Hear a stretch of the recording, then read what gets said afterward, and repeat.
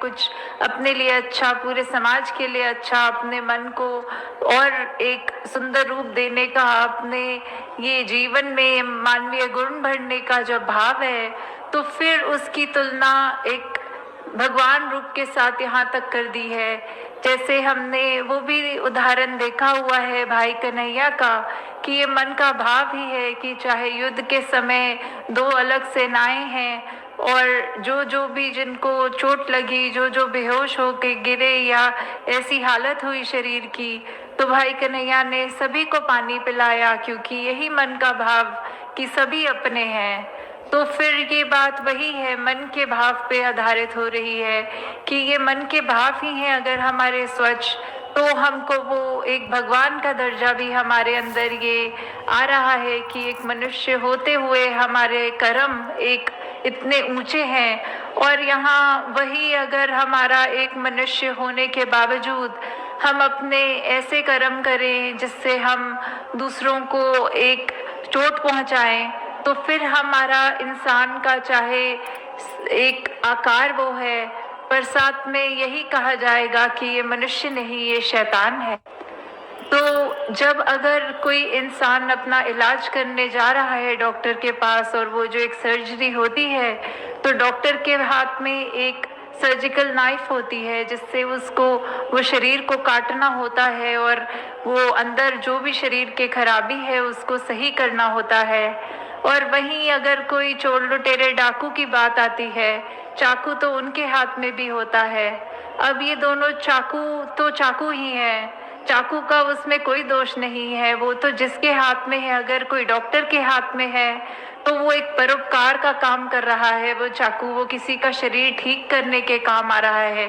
और अगर वही चाकू एक डाकू के या किसी के ऐसे मन में है जिसके भाव ठीक नहीं है, तो फिर वो नुकसानदेह कार्य वही चाकू कर देता है। तो कैसे अगर हम ये बात को भी सोचें कि हम अगर अपनी नीयत ही ठीक रखें तो हमारे लिए जो भी एक ड्राई एंड डल स्किन को चाहिए हनी और मान है एक इस दुनिया में जहाँ विचरण कर रहे हैं, पदार्थ हैं हमारे, हमें कैसे उनका हमेशा सदुपयोग ही करना है, ये मानते हुए कि परमात्मा ने दिए हैं तो बस उसका शुक्रिया है। और जो भी हमारे पास साधन है उसको सिर्फ परोपकार के लिए ही लगाएं। हाँ, तो यही उदाहरण आगे बढ़ता हुआ कि डॉक्टर ने तो फिर उस चाकू से रक्षा करी है एक इंसान की, और डाकू ने उसी इंसान को नुकसान दे दिया।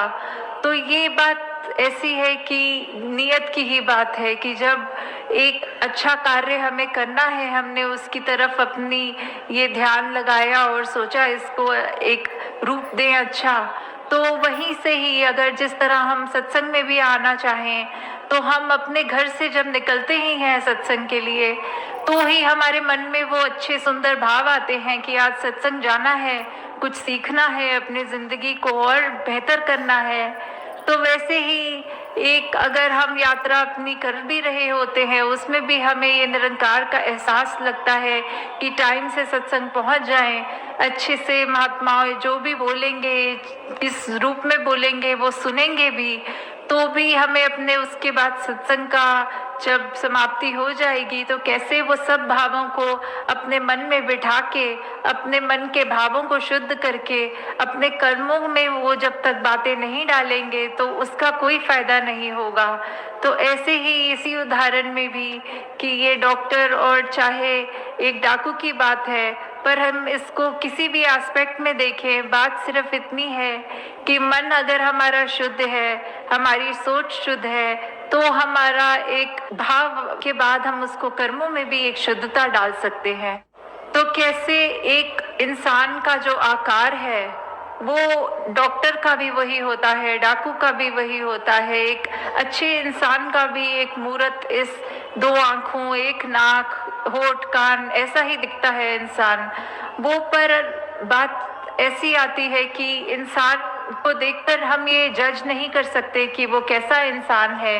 दिखने में सभी इंसान एक जैसे हैं, पर अगर हमें यही देखना है कि कौन इंसान कैसा कर्म कर रहा है, उसी से हमें पता लगता है कि हमें इस इंसान के पास जाना है, ये तो बहुत अच्छी बातें करता है, इसका जीवन देखो कितना सुंदर है, हमें इससे शिक्षा लेनी है, हमें इसके जैसा बनना है। और वहीं दूसरी ओर अगर इंसान हम ऐसा देखें जो कठोर वचन भी बोल रहा है, खुद भी परेशान है, औरों को भी परेशान कर रहा है,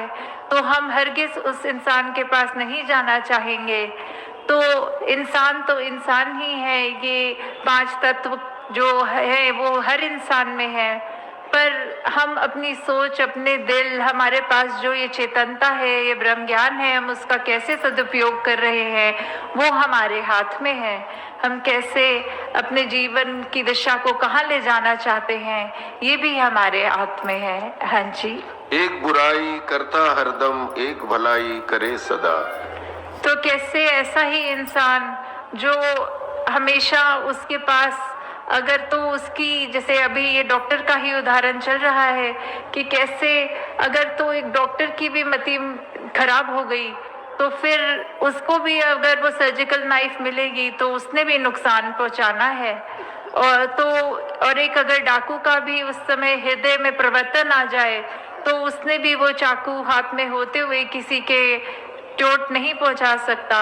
तो बात कोई ऐसी नहीं है कि हम संसार में काम क्या करते हैं, बात सिर्फ वो इरादे की, वो मन के भाव की और वो कर्म पे आ जा रही है कि कैसे हम वैसा एक इंसान बने जो हर एक का भला करे, या ऐसा इंसान जो दूसरे को नुकसान पहुंचाए। जैसे एक उदाहरण, एक अगर कुत्ते का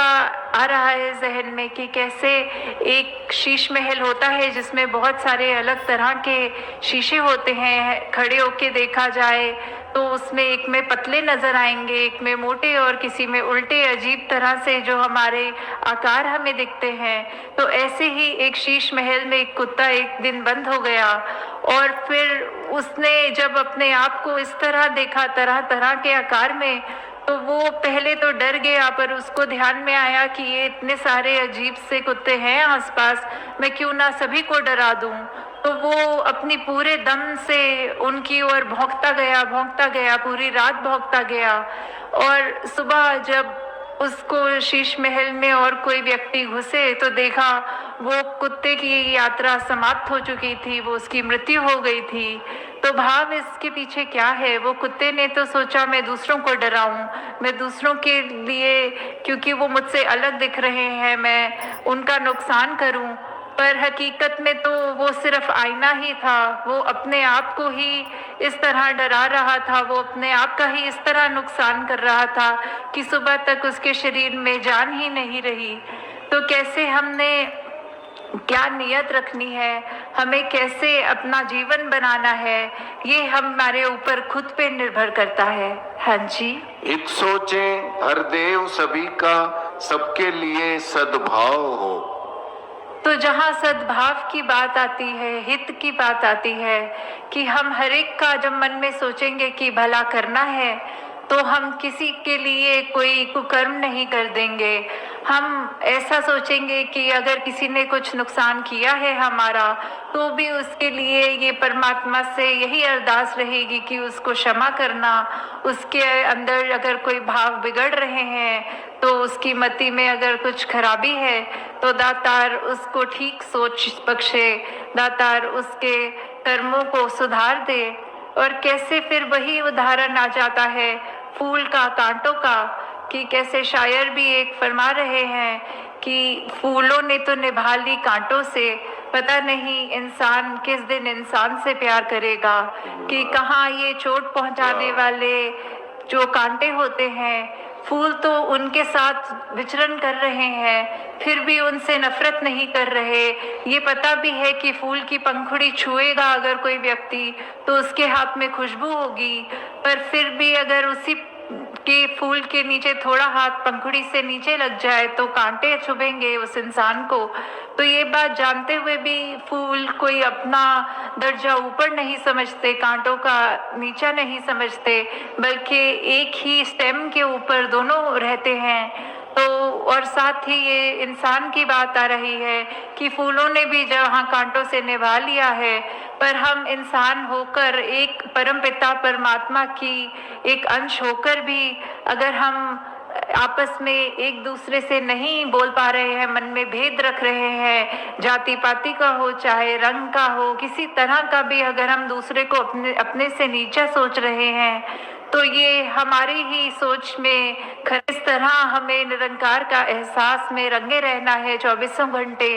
ऐसा जीवन हर एक के हिस्से आए। हमें अपनी जिंदगी से ये मन में भाव हटा दें कि हमको परमात्मा ने कुछ कम दिया है या दूसरे को ज़्यादा दिया है। सिर्फ हर एक का भला करते जाएं और जो हमें मिला है उसका सदुपयोग करके परमात्मा का शुक्राना करते जाएं। साथ संगत जी, प्यार से कहना, धार निरंकार।